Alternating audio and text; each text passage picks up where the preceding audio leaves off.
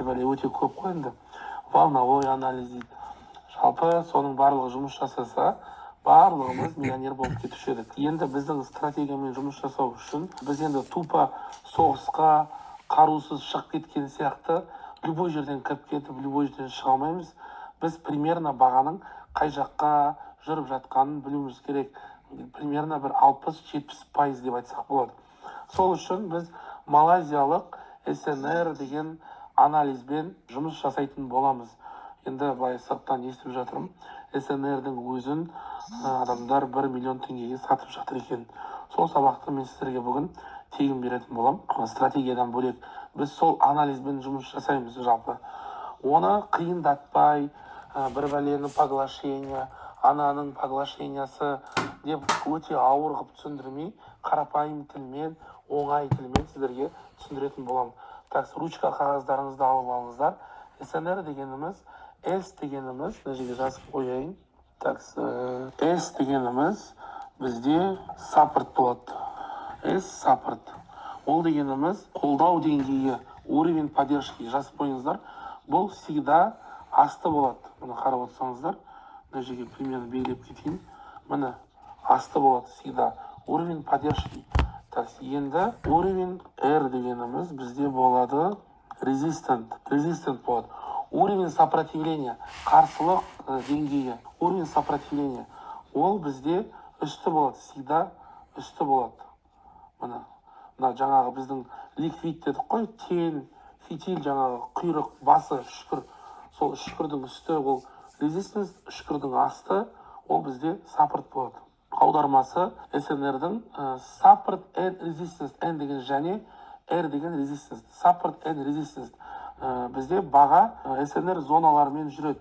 Всегда поддержкасын алады, сопротивление, поддержка, сопротивление. Енді қараңыздар, біз қалай оны жасаймыз? Мына жерде біз японский свечкамен жұмыс жасап жатырмыз. Так, бізге 1 сағаттықпен жұмыс жасауға болады таймфрейм, немесе 4 сағаттықпен жұмыс жасауға болады стратегия бойынша да. Біз бірақ стратегияға дейін осы анализді жақсылап сызып үйреніп алуымыз керек. Себебі бұны сыза алмасақ, біз ертең стратегиямен жұмыс жасай алмаймыз. Қараңыздар, мынау японский свечка қасында бізде линия деген тұр міне. Соны қосып қоямыз. Мына жерде цена маркировки, точка жүріп жатқан баға 4308, 2 сағат 22 минут қалды. 4 сағаттықпен сызайық, өйткені баға қазір қатты көтеріліп жатыр, қатты түсіп жатыр. Сол себептен 4 сағаттық таймфрейммен жасасақ болады. Өздеріңізге ыңғайлы болса 1 сағаттықпен де жасауға болады. Асықпаймын, мен шыдамындымын десеңіздер, дневной таймфрейммен жасауға да болады. Кімге қалай ыңғайлы? Мен өзім лично 4 сағаттықпен жасаймын. Енді қараңыздар, 4 сағатқа қойдық. Мына жерде линияны қоямыз, линия дегенді басамыз.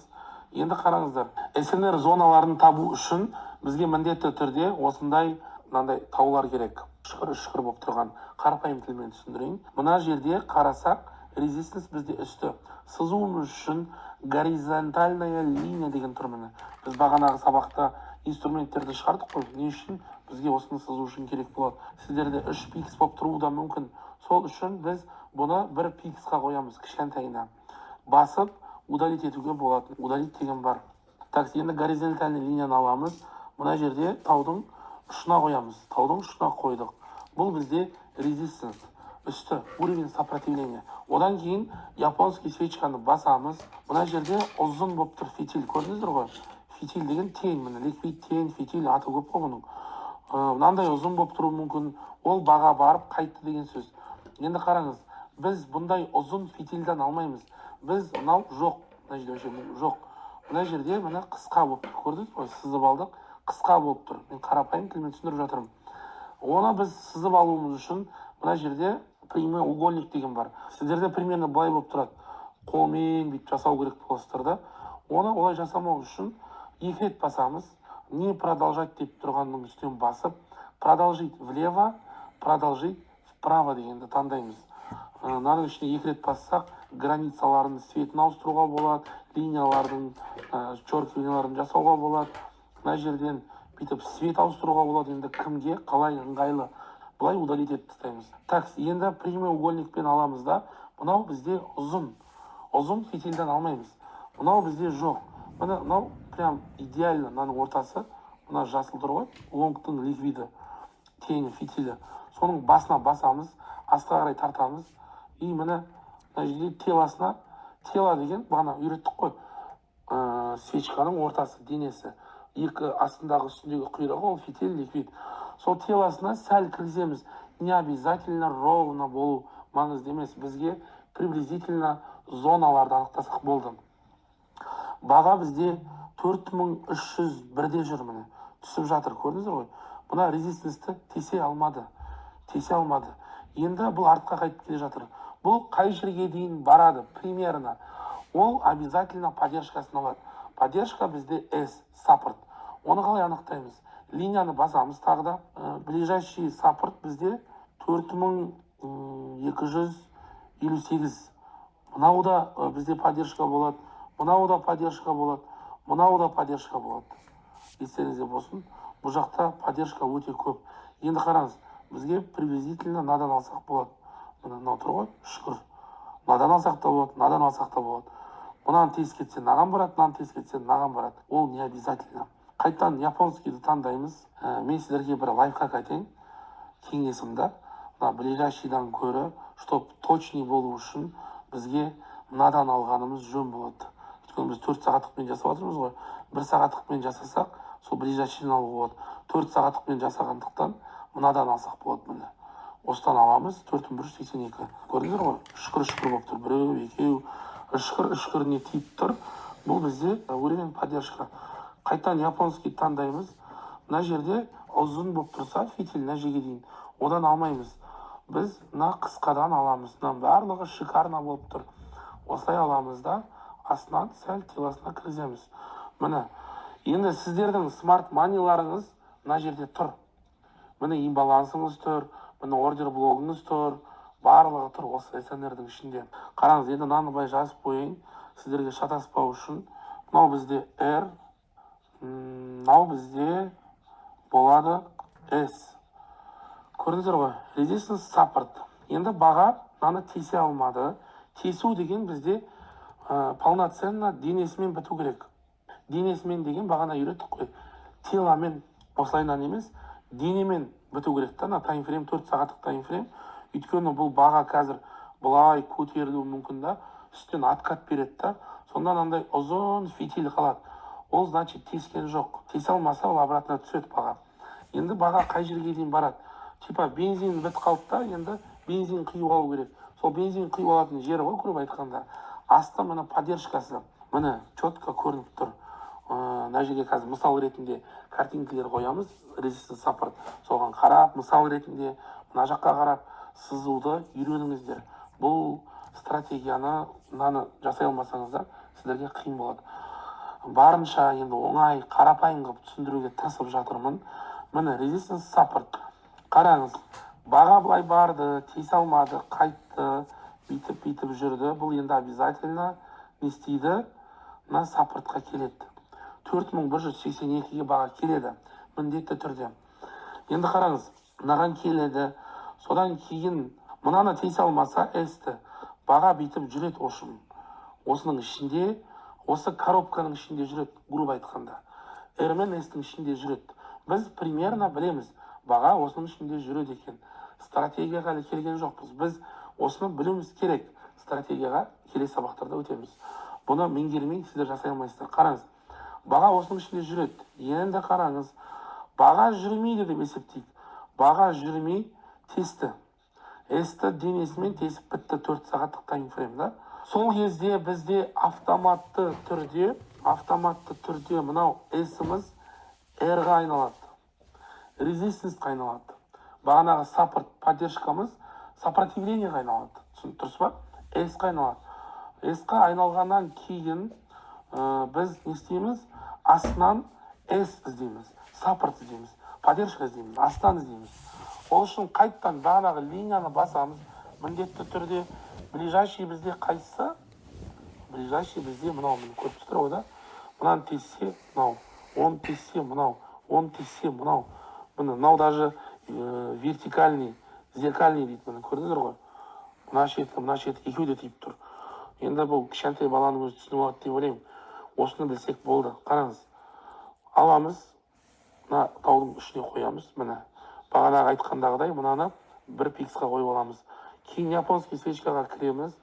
Мына жерде біз не көріп тұрмыз? Мына ликвид көріп тұрмыз, иә? Соның басына, қысқа да слишком. Кішкене үстіне аламыз, кішкене үстіне аламыз. Осылай денесіне кішкене кіргіземіз. Все, не обязательно прям четко болу. Бізге жай ғана СНР зоналарын анықтап тауып алу. Енді қараңыз, осы жерде мұқият болыңыз. Мына S-іміз R-ға айналып кетті, бағана тесті дейге. Енді бізге астынан не іздеп жатырмыз? Астынан біз S деп жатырмыз. S-ті таптық. Енді баға міндетті түрде S-қа дейін барады. Сөйтіп да, S-қа келді, дальше тесіп кетті. Дальше тесіп кетсе, мынау қайтадан резистенс болып кетеді. Мына S-іміз жойылады да, мынау резистенс болып кетеді. Бізге тағы да не істеу керек болады? Бізге тағы да астынан S табу керек болады. Қайтадан линияны басамыз. Мына жерде мынаны көріп тұрмыз, иә? Аламыз, былай қоямыз. Мынаны басамыз. Бағанағыдай прямоугольник таңдаймыз. Мынау ұзындауда кішкене ортасынан аламыз. Шамалы кіргіземіз, болды. Бітті, мынау R-ға айналып кетті ғой, тесті. Денесімен тесті. Енді мынау бізде астында S болып тұр, иә? Енді баға міндетті түрде S-қа дейін барады. Все, S-қа дейін келді, тесе алмады, обратно кетті. Мынаны тесті дейге, R-ді. R-ді тессе, біздің R-іміз автоматты түрде қайтадан S-қа айналады да, саппортқа айналады. Үстіндегі резистенс тұра береді. Енді қараңыз, үстіге қарай барады, қайтадан R-ға келеді. R-ді тессе, тура бағанағындай ғой. Мына R автоматты түрде S-қа айналады да, бағанағы R-ға дейін баға міндетті түрде барады. Енді осыны Өзбекстанда жалпы көптеген трейдерлар қазір разгонға, алтынға бәріне қолданып жатыр, кішкентай таймфрейммен. Бірақ ондай кеңес бермеймін сіздерге. Жалпы алтынға жоламаңыздар. Енді барынша оңай, қарапайым тілмен түсіндіре алдым деп ойлаймын. Баға резистенстан саппортқа, саппорттан резистенсқа барады. Мына резистенсті тесіп кетсе, мысал ретінде келтірейік. Мынаны тесті, иә? Бағанағы үстіндегі міне 4350-дегі резистенсті тесті. Енді қалай болады? Біз примерно мына жерге былай сызып аламыз, чтобы ары қарай көруіміз үшін линияны басып аламыз. Мынау тұр ғой сызып қойғанымыз. Баға бірақ точка болып мына жерде жүр, төмен кетіп жатыр. Біз примерно тесті деп ойладық, иә? Тесті деп ойладық. Мына жаққа қарай апарайын. Міне. Тесті деп ойладық. Біз кеттік былай қарай. Біз енді үстін тессе, баға қайда барады деген сұрақтың жауабын білуіміз керек. Арт жаққа барамыз, историяға барамыз. Историяны қараймыз, мұқият қарап алыңыздар. Негізі баға консолидацияда боковикта жүрсе, 1 сағаттық таймфрейммен жасаған жақсырақ. Енді осыны сіздер интернеттен қарап көрсеңіздер, былай қарасаңыздар, жалпы өте қиын қылып түсіндіреді да. Адам миына қонбайтын қылып. На самом деле осы ғой. Оп-оңай, қарапайым, былайша айтқанда, любой адам кішкене миын істетсе, 1 сағатта үйреніп алуға болады. Мен өз ойымда 1 сағатта үйреніп алуға болатын дүние. Такс. Міне, таптық. Көрдіңіздер ғой? Бағана сызып қойдық ар жағын, чтобы білу үшін. Мынаны тессе, мына 4330 болып тұр ғой. Значит, 4 сағаттықпен кішкене үлкендеу қалуға болады. 4435. Міне. Бұл үлкен таймфрейммен қарап отырмын да мен. Осылай аламыз. Мынау бізде бағана ұзын фитилді алмаймыз. Мынау ортасынан да міне қысқа. Осылай да оп-оңай міне. Бастық, теласына сәл кіргіздік. И все. Значит, мынаны тессе, баға 4435-ке барады. Содан тесе алмаса қайтады. Енді қараңыз. Мынаны тессе, 4435 тессе, бұл S болып қалады. Біз үстінен R іздейміз, резистенс іздейміз. Онда уже баға 4600-ге барады. Мынаны тессе. 4600 тессе 4700-ге барады. Тесе алмаса астқа қарай қайтады. Барлығы да оңай, көрдіңіздер ма? Өмірді шынымен қиындатпайық, барынша қарапайым оңай тілмен түсіндіріп жатырмын. Енді міне 1 сағатқа кірсек, 4 сағатпен істеп жатырмыз ғой. 1 сағаттың ішінде көрініп тұр міне. 1 сағаттың өзінде резистенстан қайтып бара жатыр, саппортқа қарай келе жатыр. Ол дегеніміз 4182-ге баға құлайды міндетті түрде. Ол былай жүруі мүмкін, бүйтіп бір көтеріліп қайттан түсіп, бірақ мына саппортқа міндетті түрде келеді. Сонда бізге бұл не үшін керек? Кейін стратегияда айтатын болам. Бұл біз бағаның примерно бағытын, қай жаққа бара жатқанын білуіміз үшін керек дүние. Түсіндіңіздер ғой? Осыны мұқият қайта көріп, сабақты түсінбеген болсаңыздар, қайта көрсеңіздер, барлығы түсінікті деп ойлаймын. Мына жерге астына суреттерінде қойып кетеміз, видеосында түсіріп жатырмыз. Барынша осыны міндетті түрде мұқият жақсылап үйреніп алыңыздар. Енді қараңыздар, баға қатты көтеріліп жатыр. Сізге бағынбай кетті да, мынаның бәрін өшіріп тастайын. Немесе қатты құлап жатыр, сізге бағынбай кетті. Анализіңізге бағынбайды. Ол кезде біз дейінға кіреміз, үлкен таймфреймға кіреміз. Жалпы бұл қайда барғысы келіп жатыр. Мына линияны басамыз. Баға көтеріліп баратыр, иә? Мына точка цена маркировки болып жатқан баға. Міне қараймыз, баға қай жерге барғысы келіп жатыр. Жалпы баға 4433-ге барғысы келіп жатыр. Бұлай аламыз. Мына жерде міне 4433-ге барғысы келіп жатыр. Үлкен таймфреймде көрдіңіздер, қара. Мынамен қайттан басамыз. Міне фитиль әдемі болып тұр. Осы жерден аламыз, сәл кіргіземіз. Все. Мынаны басамыз, басына барады. Міне осыдан мына сопротивлениеден қайтып жатыр баға. Көрдіңіздер ғой? Ал мына уровень, бұл да негізі сопротивление болған. Қараңыздар. Мынау тоже сопротивление болған кезінде. Осыдан 1-2 күн бұрын деп айтайықшы. Қараңыз, не істеді? Все, мынаны тескеннен кейін ол маған барады обязательно. No S, no R. Асты S, no R. Маған барады ол міндетті түрде, бұл үлкен таймфрейм. Бірақ бұл бүйтіп баға всегда жоғары кете бермейді. Естеріңізде болсын.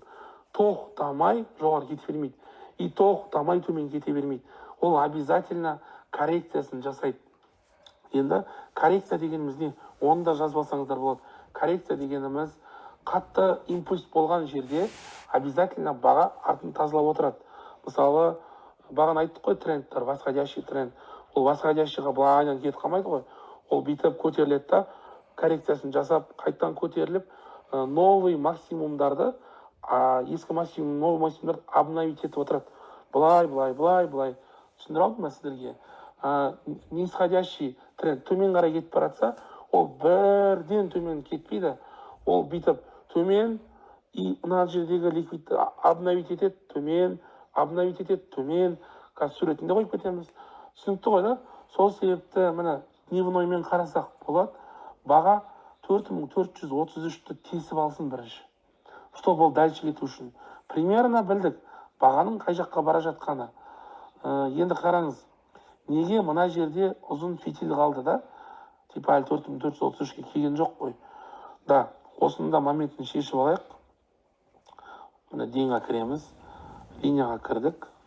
Қараңыз. Значит, бізге точный картинка керек болып тұр ғой, да? Точный картинка керек болу үшін бізде мынау болады. Көрдіңіздер ғой? Мынау да уровень ғой. Қараңыз, былай аламыз. Мынадан аламыз. Мына жердегі міне плюс көріп тұр ғой. Сол жерден басынан аламыз. Сәл кіргіземіз. Значит, баға мынау четкий келіп тұр. Көрдіңіз, осыдан қайтып жатыр. Просто так баға қайтпайды. Просто так баға көтерілмейді. Міне әп-әдемі болып көрініп тұр. Барлығы четко, ясно, түсінікті деп ойлаймын. Осыны мұқият жаттап, тыңдап, үйреніп алыңыздар. Бұл міндетті түрде келесі сабақтарда керек болады. Анандай емес қой. Мен обучение алдым, все, байып кетем, мынаның стратегиясын үйреніп алам. Жоқ, сіз де маған көмектесуіңіз керек. Мен үйреткен затты бірге бір жасау керек та. Сізде ниет болу керек, желание болу керек. Мен жан тәніммен сізге плюсқа шықса екен, минусқа кетіп қалмаса екен, мен өзім қалай жасап жатырмын, оқушыларым қалай жасап жатыр, дәл солай сіздерге үйретіп жатырмын. Ешқандай да бір воздух, вода қосып жатқан жоқпын.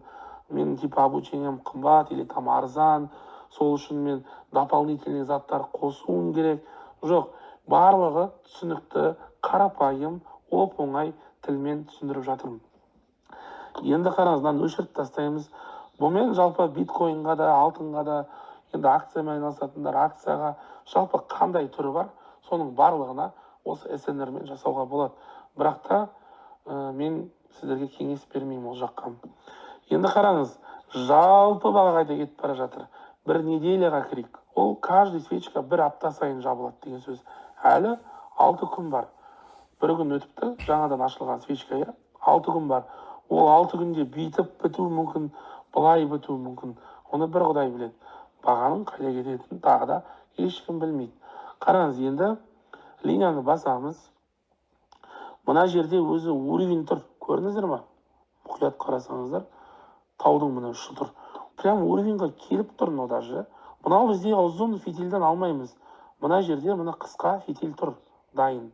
Осының басынан сәл аламыз. Сәл кіргіземіз. Все. Міне, осы 4294-ті тесе алмай жатыр.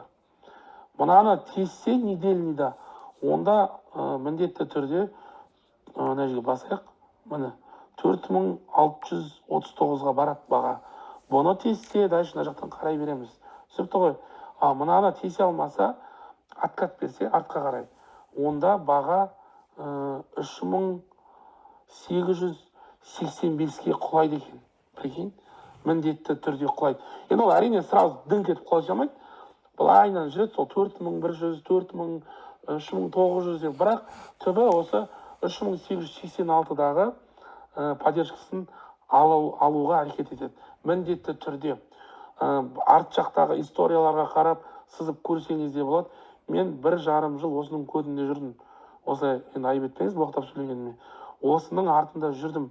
Барлығын зерттеп, түсініп, неге олай жүреді, неге былай жүреді, сіздерге үйретпес бұрын. Енді 3-ші сабағымыз осымен аяқталды. Енді Құдай қаласа осыны міндетті түрде қайта-қайта көріп, қайта-қайта тыңдап, қол үйретіп, мені бағана көрсеттік қой, мен тағы да көрсетейін. ETH-USDT.P-сы бар, обязательно Swap Crypto Binance.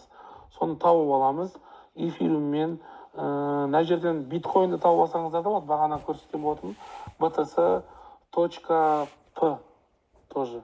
BTC-USDT.P барлығына .P-ны қосып отырамыз. Биткоинмен де қол үйретсеңіздер болады, дейінға, 1 сағатқа, 4 сағатқа. Бірінші міндетті түрде осыны үйреніп алыңыздар. Келесі сабақта өйткені сіздер қиналасыздар.